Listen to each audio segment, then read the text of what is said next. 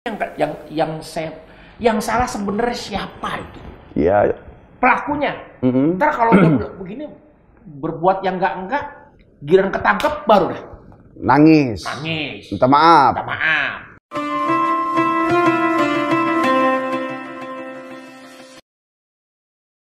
Lau kana bainana al-habib ladana al-qasi wal-karim min taibatin qabla al-maghrib taliban qurbal habib lau kana bainana al-habib ladana al-qasi wal-karim min taibatin qabla al-maghrib taliban qurbal habib. Assalamualaikum warahmatullahi wabarakatuh. Alhamdulillah wassalatu wassalamu ala rasulillah. Asyhadu an la ilaha illallah wa asyhadu anna muhammadar rasulullah, amma ba'du. Alhamdulillah sahabat Pondok Mohai, kita ketemu lagi insyaallah dengan bahasan dan tema yang berganti-ganti. Dan hari ini insyaallah kita saling mendoakan semoga wabah corona cepat Allah angkat, kemudian diganti dengan keberkahan karena sebab keberkahan bulan suci Ramadan. Amin ya rabbal alamin. Dan insyaallah bersama saya Mohai Atali di Pondok Mohai, kita saat ini akan kedatangan tamu. Cuma sampai sekarang saya belum tahu nih kira-kira siapa yang mau datang karena kawan-kawan yang ngundang. Kita tungguin dah. Kira-kira siapa ya? Astagfirullahaladzim. Masa Allah. Kagak salam, kagak apa nih, lewat aja. Allah. Bang. Assalamualaikum. Astagfirullah. Lu kan kata hantu. Dari mana sih? Guru. Salam. Biasa, saya pengen viral. Kayak orang-orang ya? Kapan lagi pengen viral secara instan? Sekarang waktunya, Kiai. Emang viral itu kan salah satu cara Allah ngangkat. Kulillahu mamalikal, Allah mau ngangkat, Allah mau jauh, terserah Allah. Cuma kadang manusia suka buat-buat tuh, Bang. Ini saya mau viral, saya mau ngasih nasi babi nih. Masya Allah. Kayak kemarin dong ada nasi. Kan nasi boleh. Jangan diikutin. Nasi kucing udah ada. Nih, ada istilah kayak pepatah orang Arab, bulbul ala zamzam faturab, kencingnya air zam-zam, terkenal kau. Tapi terkenal jeleknya. Yang bagus kan terkenal yang baik gitu. Kita lagi rame, Kiai, bukan apa-apa. Ya Allah Rabbana. Ya, saya kan cari, nggak mau niru saya. Dan, nasi kucing udah ada, nasi anjing udah ada, nasi babi. Nasi babi diapain? Ya kasih babi lah, jangan saya. Itu gak viral namanya, yang ngasih makan babi. Ini kebetulan nih ketemu Kiai ini. Ya, saya pengen banyak ngomong, pengen curhat. Siap. Males ngomel-ngomel sama handphone. Iya. Gak pernah ada jawaban. Aduh. Iya, handphone yang kita yang pegang. Ini masalah viral nih. Enak-enak kan? Ini gimana sih? Situ aja udah. Serba salah misalnya nih. Sini aja udah. Udah cukup segitu dah, jangan dekat. Karena khawatir bibirnya kemari kan serem. Ya memang begitu. Yang bisa nikmat bibir saya kan sama Kiai doang. Bertahun-tahun. Alhamdulillah nih. Hah? Iya. Ini masalah viral. Semakin kurang ajar orang. Saya pengen hajar jauh. Ya. Saya samperin nggak berani saya. Ya kan mereka juga pertama berbuat seperti itu karena dikalahkan oleh nafsunya. Tinggal yang seperti itu jadi ujian tuh, Bang. Bukan apa-apa, Kiai. Ini bawa-bawa agama, iya. Bawa-bawa ibadah. Saya kan sebagai harus murid. Jadi merasa panas, emosi, punya tanggung jawab terhadap iman. Akhlak saya tuh tanggung jawab. Kalau aja itu orang, Kiai, mohon maaf, Kiai. Saya orang terdepan, Kiai. Sakit juga ya. Pelan-pelan makanya. Banyak orang yang cabut nyawanya gara-gara mau mukul dada. Serem, pelan-pelan. Santai. Nah, iya. Nih pemirsa nih, alhamdulillah kita ada Bang Kiwil. Iya, ini adalah sahabat luar biasa. Kita tahu dia sepak terjangnya sudah hampir dari tahun 2000 loh, Bang. Dari tahun 2001 lah. 2000. Tahun 2000. Ya hampir 20 tahun lah. 20 tahun. Ya banyak kisah lah ya. Oh banyak, Kiai. Ya dari mulai urusan yang entertain, dunia artis, sampai akhirnya sekarang ya hijrah terjun kembali ke jalan Allah lah. Iya, memang semua juga orang akan kembali ke sesuatu yang memang terbaik di jalan Allah. Wa tilkal ayyamu nudawiluha bainan nas, setiap orang mengalami masa itu. Nah, ngomong-ngomong tentang viral yang kemarin kita dengar dan kita lihat tuh banyak. Ya. Yang pertama masalah tuh tadi tuh nasi guguk. Mau ngasih sedekah aja sombong banget, udah nasinya secuil. Binatangnya kan bikin kita sakit hati. Minimal apa kayak nasi kelinci, ya. Nasi rusa, nasi apa? Masa nasi teman saya? Nasi guguk dong. Baik, tentang viral yang sekarang kita temui, baik itu di media sosial, ya, yang ada kita lihat gambarnya, videonya. Iya. Yang jelas, pertama karena kurangnya ilmu pengetahuan tentang agama, pendidikan orang tua, pendidikan agama, pendidikan guru-gurunya. Dan ini tentunya jadi ujian buat kita, dan kita tidak boleh diam, karena kewajiban dakwah itu kewajiban kita semua. Bukan hanya para ustadz, para kiai, para habaib, setiap kita punya kewajiban untuk dakwah. Termasuk sekarang alhamdulillah Bang Ki Wildi terjun di dakwah setelah hijrah, ya memang sudah baik, tambah lebih baik, bahkan sekarang terjun di dakwah bersama para guru, para ustadz-ustadz. Kita saling support, saling mendoakan, dan tentunya kita memberitahu kepada halayak, kepada pemirsa, juga pada sahabat Pondok Mohai, janganlah kita bermain-main dengan hal yang sudah berkaitan dengan sesuatu yang sakral. Jadi sumber ilmu. Bagaimana tidak Rasulullah SAW? Allah menciptakan Rasulullah itu dari ilmunya Allah. Allah punya ilmu banyak, kemudian diambil setitik ilmu, dari setitik ilmu itu Allah jadikan cahaya. Cahaya Rasulullah SAW. Dari cahaya Rasulullah SAW, Allah ambil lagi setitik cahaya tadi, kemudian dari setitik cahaya yang kecil dari ambil cahaya Rasulullah, dijadikan oleh Allah semesta alam jagat raya. 7 lapis langit. Langit pertama dari awan, langit kedua dari besi, langit ketiga dari marmer, langit keempat dari perunggu, langit kelima dari perak, langit keenam dari emas, langit ketujuh dari intan, mutiara, yakut merah. Ini diterangkan dalam kitab Tafsir Ad-Durrul Mansur fi Tafsiril Ma'sur. Allah ambilkan lagi cahaya itu jadi rof-rof, alat perekam alam. Kemudian bintang Zaro, ada 4 juta matahari. Kemudian dijadikan lagi surga, neraka. Bahkan dijadikan oleh Allah malaikat, manusia, jin, setan. Dari satu nabi kepada nabi lain dititipkan cahaya tersebut. Bagaimana bisa kok seorang mulia yang begitu hebatnya dilecehkan karena sebab ketidaktahuan seseorang tersebut? Betul. Ya. Saya juga merasa sebenarnya sakit hati. Apalagi sampai menyebut-nyebut nama Rasul. Saya sendiri belajar dari kiai sendiri. Wil, perbanyaklah bersalawat.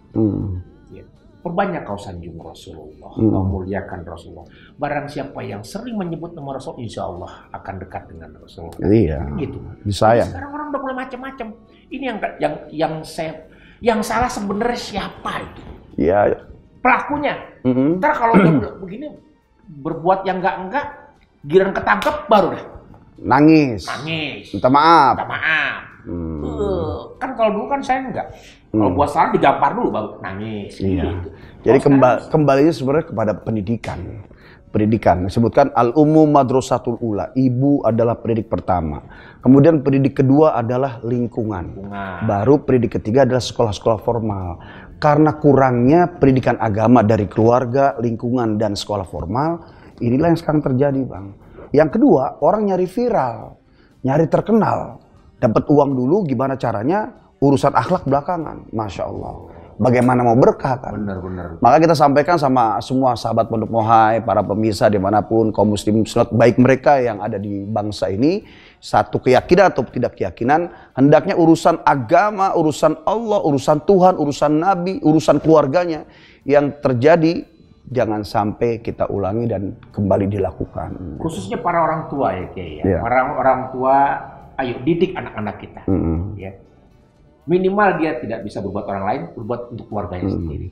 Nah sekarang dengan mereka yang begitu luar biasa menghina, sementara abang sendiri kan berawal dari mungkin kejadian apa sampai akhirnya ingin dekat dengan agama, dengan Islam. Gimana dulu prosesnya? Ya dulu memang panjang. Kalau saya cerita mungkin 4-3 hari lah baru. Gimana kalau 2 hari aja Bang? Hah? 2 hari aja gimana? 2 hari honorar kecil, ini langsung 4 hari aja. Kan, gitu. Singkatnya aja. Jadi gini, Kiai. Jadi merasakan mungkin kalau Allah dulu kasih kenikmatan. Allah kasih rezeki, Allah kasih jadwal, Allah kasih kesibukan semuanya Kiwil sampai duit itu merasakan bagaimana mengalir terus. Gitu. Ternyata memang setelah ngaji baru sadar apa yang Kiwil dapetin kemarin itu sebenarnya nggak ada manfaatnya buat cuma sesaat gitu. Karena dulu pernah suatu ketika kan saya juga Kiai kan pernah juga yang membuat saya hijrah pun bagian dari Abi Mohai gitu. Jadi merasakan keterpurukan saya tuh ketika ada sebuah permasalahan di mana semua program-program saya itu udah nggak ada hilang. Lalu alhamdulillah saya diketemukan dengan Kiai Uyat, Abi Mohai Atali, kemudian Buya Jab Jamhur, kita bisa curhat. Saya curhat dan diterima, dan disitulah saya merasakan bagaimana hinanya saya ketika saya merasakan ternyata sudah 17 tahun saya sia-siakan Allah. Ternyata enaknya begitu. Ternyata dekat dengan kiai, dengan ulama, dengan para ustadz, semuanya kita jadi merasakan bahwa oh kita ini intinya nyaman tuh bukan dengan yang orang kejar, tapi jadi nyaman tuh justru ketika dekat dengan agama. Betul. Termasuk diantaranya para pembawa ilmu tadi, para ustadz, para kiai. Makanya saya bilang saya harus hijrah karena kenapa? Kemarin Will, yang kau nikmati itu sebenarnya nggak seberapa. Ternyata yang paling nikmatinya sekarang. Gitu. Meskipun dulu berlimpah, sekarang tidak berlimpah seperti dulu. Iya, sekarang merasakan bagaimana sekarang ternyata walaupun sedikit ya berlimpah. Ternyata dulu saya udah terima banyak materi, banyak. Nah, itu namanya berkah. Kan? Tapi tidak sedikit yang saya dapetin. Tapi sekarang ini walaupun sedikit jadinya, tapi saya rasa bahwa berlimpah. Iya, bisa nyambung. Itu. Saya dapat dari pelajaran dari Kiai, orang pandai menerima. Semuanya orang paling pandai menerima. Tapi yang sulit itu bersyukur. Ya. Mensyukuri apa yang itu kadang-kadang susah. Iya. Kiai pernah mengatakan pada saya, Will, Allah turunkan hidayah itu 24 jam. Sama seperti air hujan, tetesnya derasnya minta ampun. Cuma kadang-kadang ya itu, Kiai.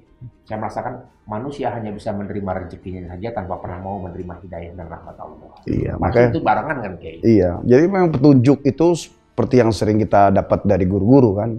Petunjuk itu ada 2, ada petunjuk irsyad dari orang-orang soleh, ada petunjuk taufik memang mutlak dari Allah. Abang untuk mendapatkan nyaman dan tenang hati adalah paham dekat kepada Allah melalui orang-orang yang memiliki ilmu tadi gitu. Alhamdulillah kawan-kawan semua para sahabat Pondok Moha ini berapa tahun ini kita dari tahun 2000 berapa ya kita sering bareng tampil ya di panggung dakwah. Udah jalan 4 tahun lagi. Udah lebih.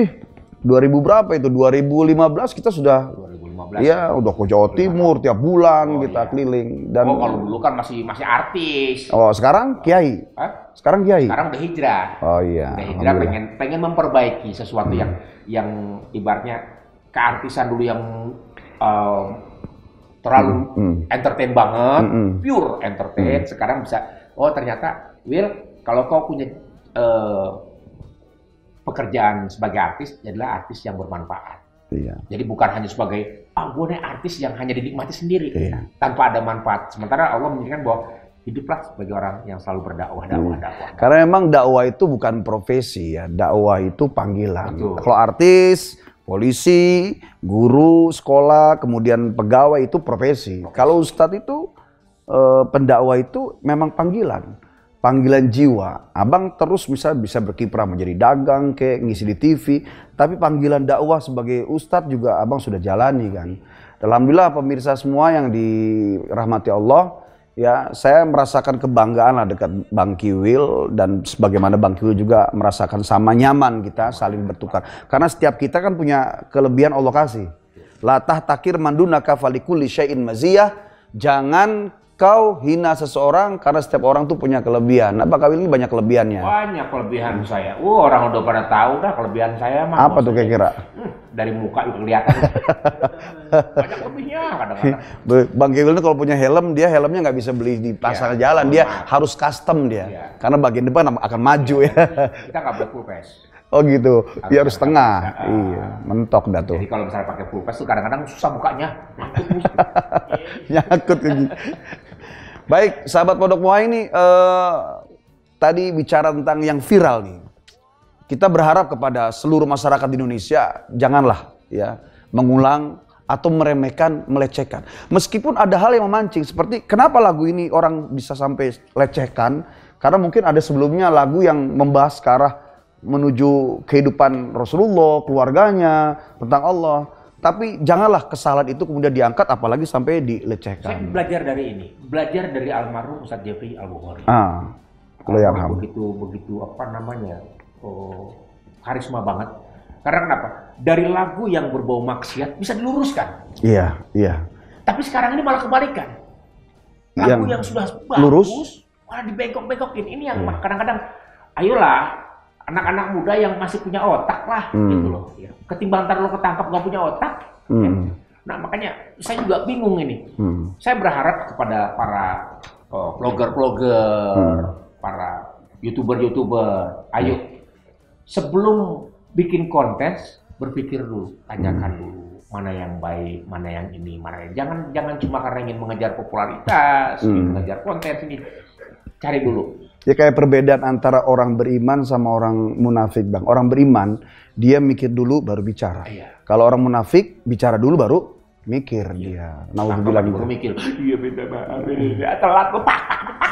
Dan mungkin kita punya himbauan sama aparat ya. Kalau untuk udah urusan sama yang urusan agama, ini nggak bisa sembarang kayak kemudian minta maaf selesai karena di bawah umur nggak bisa. Di zaman Rasulullah itu sudah nggak ada urusan lagi, selesai sudah. Ya, halal darahnya. Cuma karena negara ini dikompilasi hukum agama dan hukum negara, sehingga di bawah umur, kemudian dengan permintaan maaf, sehingga akhirnya memancing yang lain juga orang tidak mau kapok gitu. Baik, sahabat Pondok Muha ini kita ada baru saja kemarin kita melewati malam Nuzul Quran. Nuzul Quran, malam kalau nggak salah malam Ahad ya Bang. Apa yang Abang tahu tentang Nuzul Quran? Turunnya Al-Quran. Benar. Nuzulun, turun. Quran, yaitu kitab suci Al-Quran. Nuzul Quran berarti awal turunnya Nuzul Quran, turunnya Quran. Itu di malam Qadar. Nah, kita sedikit kasih pengetahuan sama kawan-kawan sahabat Pondok Muha. Kemarin ada yang bertanya, Ustadz, saya mau nanya ya. Kan Al-Quran tuh yang pertama kali turunnya surat Al-Alaq ayat 1 sampai 5. Surat yang terakhir adalah Al-Maidah ayat 3. Lah kenapa jadinya Al-Fatihah belakangnya An-Nas? Gitu. Akhirnya saya jawab sama dia. Jadi Allah juga punya perkakas, kotak perkakas kayak kita ini punya perkakas gitu. Tapi Allah punya kotak perkakas sama Lauhum Mahfuz. Tempat penyimpanan perkakas Allah seperti dalamnya ada Al-Qur'an, kemudian ada ada kitab suci, ada mushaf, kemudian juga ada ruh. Semua makhluk diletakkannya di Lauhul Mahfuz. Itu full awalnya memang Al-Fatihah sampai An-Nas. Kemudian nama Allah diturunkan ke langit pertama dunia. 30 juz. Nah, turun dari langit pertama dunia, ke bumi, ya diwahyukan dari Allah kepada lewat Jibril, kemudian kepada Rasulullah, itu sesuai dengan kebutuhannya. Itulah yang disebut asbabun nuzul, sebab-sebab turunnya Al-Quran. Yang diajarin ya pertama Al-Alaq sampai Al-Maidah, tapi jadinya Al-Fatihah sampai An-Nas gitu. Nah, malam nuzul Quran ini juga ya terjadi di 17 Ramadan, tepatnya Lailatul Qadar. Jadi persamaannya nuzul Quran dan Lailatul Qadar adalah sama-sama turun di malam yang sama gitu. Kemudian keistimewaannya adalah Quran diturunkan satu sebagai penguat Rasulullah ketika orang-orang kafir Quraisy itu sudah mulai bergelimang dengan maksiat dan dosa. Rasulullah bingung, gelisah, kemudian uzlah, tahanus di Gua Hira, ya, sampai akhirnya Allah turunkan malaikat Jibril. Baca ya Muhammad, Iqra ya Muhammad. Rasulullah menjawab, ma'ana biqari, sampai 3 kali, ma'ana biqari. Kemudian oleh malaikat Jibril dilepas pelukannya, kemudian diajarkanlah. Ya dari situlah mulailah turun. Tuh, jadi memperkuat. Yang kedua, Quran juga jadi pedoman. Dari mulai urusan diri sampai urusan negara. Dari urusan ibadah yang ada di rukun Islam sampai ibadah yang tidak ada di rukun Islam. Dan Quran juga menjadi tantangan ya buat orang-orang Islam untuk sama-sama berjuang. Sumbernya dari Al-Quran. Subhanallah. Abang suka baca Quran? Alhamdulillah. Senang membaca Al-Quran? Senang banget. Nah ini adalah pedoman kita. Mengkaji semua. Kalau saya kan ngaji sekarang sama Kiai kan ibaratnya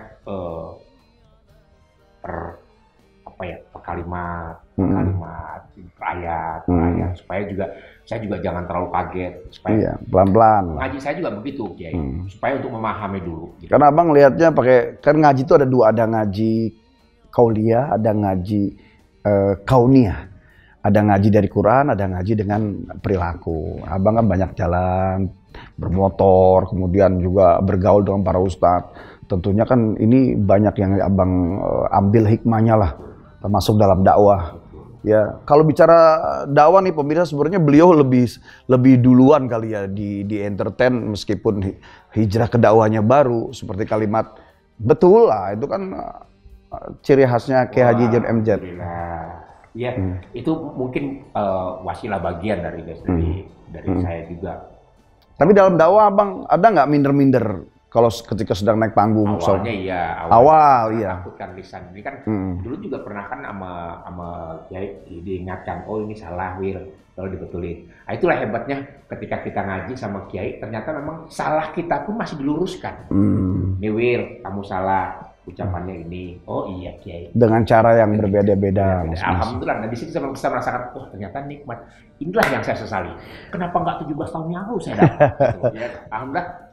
Ya Allah, kau masih berikan aku kesempatan untuk bisa mendapatkan hidayah. Tapi terus terang nih pemirsa, kalau lagi di panggung sendiri, kita meskipun sering dakwah di bidang agama, di majelis, di masjid, ketika Bang Kiwil naik, kita juga merasakan dan menikmati. Karena apa? Bukan hanya karena beliaunya yang memang dari awal hijrah, dari seorang artis kemudian menjadi pendakwah. Tapi kalau sudah bicara tentang Allah, bicara tentang Rasulullah, memang nikmat. Mulut siapapun yang mengeluarkan, insya Allah mampu sampai ke kuping dan ke hati kita. Dan itu yang kadang-kadang kalau saya dakwah gitu sama guru kan ini, itu saya nikmat. Sampai ada guru saya itu sakit hati. Kapan kelarnya Wil? Lama banget ya. Itu sahabat kita dong. Nah harusnya Ustadz Bucep nih memang malam ini datang ya Bang. Karena kemarin harusnya 2-3 hari yang lalu memang mau datang ke sini, ternyata ada satu urusan, apalagi Ustadz Bucep kena PSBB ya, lockdown. Iya. Dan niatnya tadi sore juga Bang Kiwil mau ngajak Ustadz Bucep, padahal kita kalau bertiga ngumpul nih seru, insya Allah kita nggak tahu sia. Saya baru tahu loh rahasia Buya, rahasianya. Apa? Ternyata ada 3 yang ditakutin sama Allah. 1. Yang pertama Allah. Kedua, istri. 3, corona. Ya corona mungkin hanya bentuk ikhtiar aja kan. Ya mudah-mudahan nih sebentar lagi corona udah amin. Doanya orang-orang beriman, para guru, para kiai. Nah, kita kembali nih kepada tentang nuzul Quran tadi nih Bang. Ya, terus apa sih yang dialami untuk mendapatkan keberkahan di? Jadi kan kebiasaan nih tahun-tahun sebelumnya nih. Ya. Kita berpuasa di bulan Ramadan, insya Allah kita dapat malam bulan itu. Bagaimana caranya? Nah, apa sih yang bagus, pantasnya kita sebagai umatnya Rasulullah ini, yang paling nikmat untuk bisa mendapatkan malam Lailatul Qadar? Iya, ini malam khairu min alfi syahr dalam surat Al-Qadr. Malam yang lebih hebat, lebih mulia dari 1000 bulan. Artinya kalau dihitung 1000 bulan tuh, kalau dihitung pakai tahun tuh 83 tahunan. Siapa yang mendapatkan malam Qadar, seolah-olah dia pernah beribadah sampai 83 tahun. Kenapa sampai Allah turunkan malam Qadar? Karena umat zaman dulu sebelum Rasulullah ada, umurnya panjang-panjang. Ada yang 700 tahun. Karena Nabi Sid itu kan 720 tahun. Kemudian Nabi Ibrahim, Nabi Yusuf 120 tahun, 140 tahun. Jadi umat Rasulullah saat itu diwakili Nabi ngiri. Mereka ibadahnya panjang-panjang, ada harapan untuk bisa banyak bekal dan ganjaran untuk masuk surga. Sementara umat Rasulullah, kata Nabi kan, umur umatku baina sittin wa sab'in, antara 60 sampai 70. Terus gimana dong bisa menyaingi amalan umat sebelum Rasulullah? Maka Allah kasihlah malam Qadar. Siapa yang dapat malam Qadar, maka dia sama dengan beribadah 83 tahun. Nah, amalannya kalau ingin mendapatkan qadar ya ada zikir, ada baca Quran, sholat sunnah, istighfar yang dilakukan di malam itu, dan mereka bisa punya kesempatan mendapatkan malam qadar. Seperti Imam Al-Ghazali itu, ya setiap Ramadan seumur hidupnya dia mendapatkan qadar. Gitu. Nanti insya Allah kita bahas tentang Lailatul Qadar di masa mendatang, di waktu mendatang. Karena kemarin harusnya kita tayang nih, ya karena malam nuzul Qurannya malam Minggu, tayang Senin. Pondok Moha ini YouTube-nya kontennya hari Senin. Insya Allah nggak terlambat lah. Amin, amin. Nah, abang amalan apa yang suka dibaca selain malam Qadar dan malam Qadar? Sesuai dengan yang diajarkan sama Kiai, banyak istighfar, sholawat, kemudian doa-doa, doa yang paling indah. Yang pasti dulu pernah saya dikasih tahu, Will, apa yang kamu bisa? Istighfar. Ayo banyak. Berapa sanggup berapa?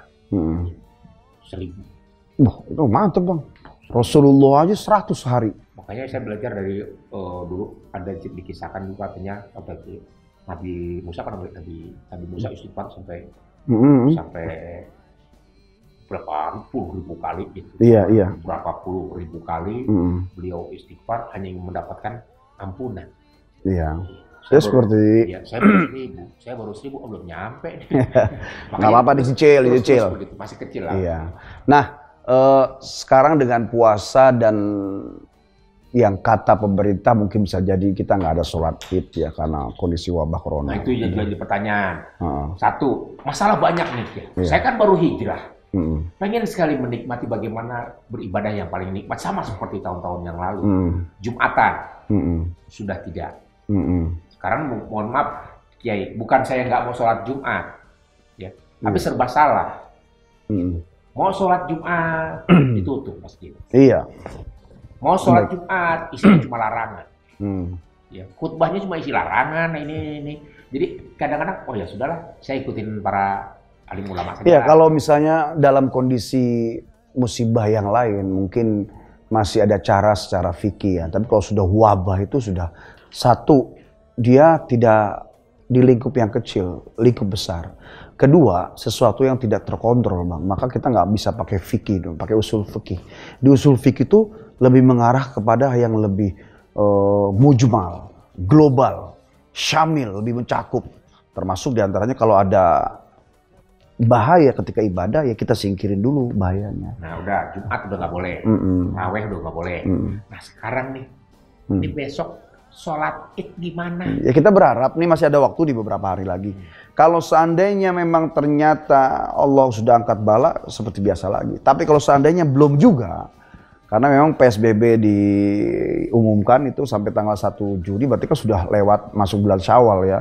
Ya kalau seandainya memang harus ternyata di rumah, kita boleh melaksanakan sholat Id sendiri-sendiri di rumah atau berjamaah dengan orang di rumah. Caranya Kiai? Sama aja, sholat sunnah 2 rakaat, ya kemudian takbir di rakaat pertama 7, takbir rakaat kedua 5. Seperti itu. Kalau ada nasihat misalnya gini, habis sholat suaminya atau bapaknya mimpin, ngimamin. Kemudian selesai itu nasihatlah sama ini. Boleh itu juga. Boleh. Dalam kondisi darurat itu hukum bisa berubah. Ya, seperti wabah ini kan sudah luar biasa. Kalau bercampur membahayakan. Ini kan pertama kali nih Kiai. Sejarah lah. Itu pertama kali sejarah kalau besok nih Kiwil mimpin sholat Id di rumah. Mantep dong. Hanya istri saya, Terus? anak-anak saya, lah yang tiap hari bercanda. Lah bapaknya ngomong apaan sih ya? Apa aja sekarang bisa mungkin kan. Gitu. Jangankan abang yang istilah dalam peristiwa hijrah. Gak pede. Pede nggak pede harus dilaksanakan syariat. Karena emang seorang ustadz nggak boleh bercanda sama istrinya. Nah makanya itu begini Pak Ustadz. Kan gini nih. Kan saya masih ragu-ragu nih, bimbang dengan saya jadi imam gitu loh. Saya ngorder ustadz untuk imam ini gimana? Kan daripada ustadz banyak yang orang dia juga memang nggak bisa kemana-mana. Kenapa sholatnya di rumah? Karena memang ustadz juga nggak bisa keluar gitu loh.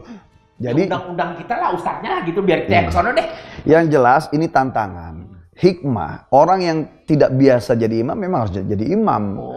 Jangankan nunggu Id, dari mulai malam tarawih juga sebenarnya dia harus belajar. Hikmahnya corona adalah salat tarawih di rumah. Oh, sama gitu. Sama. Jadi yang nggak hafal dengan bacaan Quran, akhirnya dia harus belajar jadi imam, ngapalin Quran.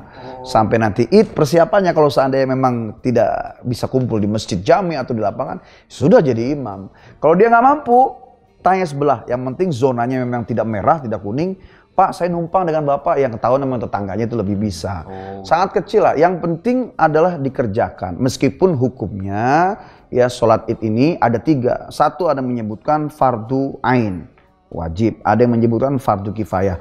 Apabila satu kelompok melaksanakan, yang lain. Tapi yang lebih umum, Imam Syafi'i menyebutkan ini sunnah mu'akkadah. Sunnah yang mendekati wajib. Karena memang jujur aja, yang sampai sekarang ini yang saya jalankan, dan saya usahakan untuk selalu bertahan, yaitu dekatlah kau dengan para alim ulama, para kiai, ustadz. Karena apa? Supaya kau menjadi orang baik. Iya, ada disebutkan tadi laulal ilmu lakanan nas kalbaim. Kalau bukan karena ilmu, ya kita seperti binatang sudah. Ya, alhamdulillah dengan ilmu, dengan alim ulama. Makanya buat sahabat Pondok Mohai, jangan jauh dari masjid, jangan jauh dari majelis taklim, jangan juga jauh dari pemanggul ilmu. Insya Allah nanti ke depan kita sama ustaz-ustaz yang lain, Bang. Ya nanti banyak. Ini kan baru mungkin pertama nih Bang Kiwil datang ke studio Pondok Mohai. Insya Allah nggak kapok ya Bang ya. Amin, kita ke depan banyak yang dibahas sebagai pembuka, penggebrak. Sahabat Pondok Mohai, insya Allah kita akan bersama-sama kembali mengulas tentang ilmu apa saja sebisa kita ya dengan materi yang bermacam-macam. Saya belum pernah dapet ini dari tahun-tahun yang lalu. Ada nggak doa khusus di malam Nuzulul Quran ini? Oh, sebenarnya pendek doanya, cuma 2-3 baris lah. Abang bisa baca seperti membaca Bismillahirrahmanirrahim. Allahumma nawwir qulubana bitilawatil Quran. Wa zayyin akhlaqana bijahil Qur'an wa hassin a'malana bi dzikril Qur'an wa bayyit wujuhana bi mukramatil Qur'an wa najjina minan nari bi karamatil Qur'an wa adkhilnal jannata bi syafaatil Qur'an. Ya Allah, hiasilah ya, cahayailah kami dengan cahaya Quran, kemudian berikanlah kepada kami kekuatan untuk mengamalkan Al-Quran. Berikanlah kami cahaya karena sebab kemuliaan Al-Quran. Kemudian hindarkan kami dari api neraka dengan kemuliaan Quran. Dan masukkan kami dalam surga dengan syafaat Al-Quran. Sekali aja. Insya Allah hafal lah. Ya, pemirsa sekalian, sahabat Pondok Mohai, insya Allah kita ketemu lagi dalam bahasan lain. Tema yang sederhana. Insya Allah membuat kita pengingat lagi. Supaya kita semakin dekat kepada Allah, nanjak terus menuju Allah Subhanahu wa taala insyaallah. Assalamualaikum warahmatullahi wabarakatuh. Waalaikumsalam. Rabbana ya Rabbana zalamna anfusana wa illam taghfir lana wa tarhamna lanakunanna minal khasirin. Assalamualaikum warahmatullahi wabarakatuh. Pergi ke Glodok pakai celana wahai. Jangan lupa nonton Pondok Mohai. Betul? Saya Kiwil mengingatkan kepada seluruh segenap masyarakat Indonesia, bahkan dunia internasional, nonton YouTube channelnya Pondok Mohai. Insya Allah akan mendapatkan manfaat. Sama-sama kita mengharapkan rahmat dan hidayah Allah. Lewat mana? Lewat Pondok Mohai. Dong. Nonton. Dong. Di like. Dong. Di share. Dong. Yang penting subscribe. Betul, betul, betul, betul. Demikianlah jumpa kita. Mohon maaf bila ada kesalahan. Usikum wa nafsi bitaqwallah. Wassalamualaikum warahmatullahi wabarakatuh. Betul.